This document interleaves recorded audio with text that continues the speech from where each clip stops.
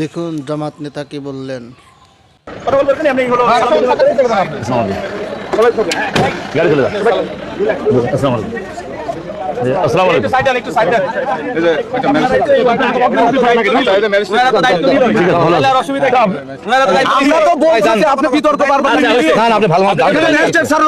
তার সম্মুখে তো আপনাদের বারবার বলা হচ্ছে বিতর্ক করতে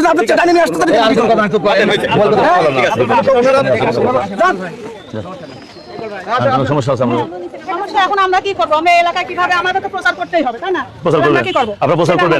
বলছি আপনারা চলে যান আজকে। আমার শ্বশুর বাড়ি এখন আমাকে ঘুষি দিতে চলে যান। ভাইকে মারবেন না। স্যার আমরা ওখানে ছিলাম, আমাদের উপরে পুলিশ প্রশাসন থাকতে বাস তুলে নিয়ে আসতে চাচ্ছে, এমন করে আমাদেরকে বাস করাইছে। পুলিশ বলে কেন আসেন করা? কেন আপনারা আসেন?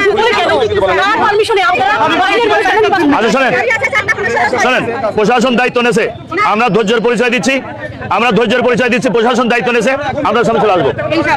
আচ্ছা দাও, তোমরা যাও, সবাই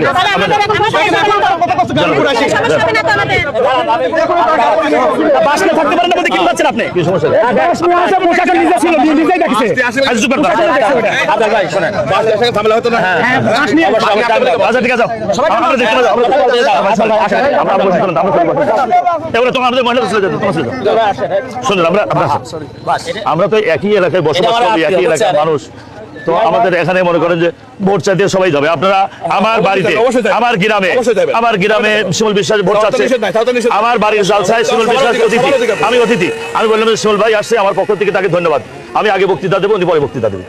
এটা গণতান্ত্রিক দেশ, সবাই ভোট চাবে, তাই না? এখানে তো কেউ বাধা দেওয়ার কথা না। আফজাল ভাই ধরনের লোক না, আফজাল ভাই এখানে ছিল না। নির্বাচন পরিচালনা করতে মানে দেখেন না কেন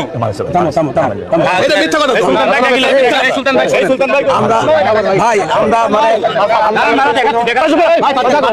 আমি কথা বলতেছি, কেউ কথা বলবে।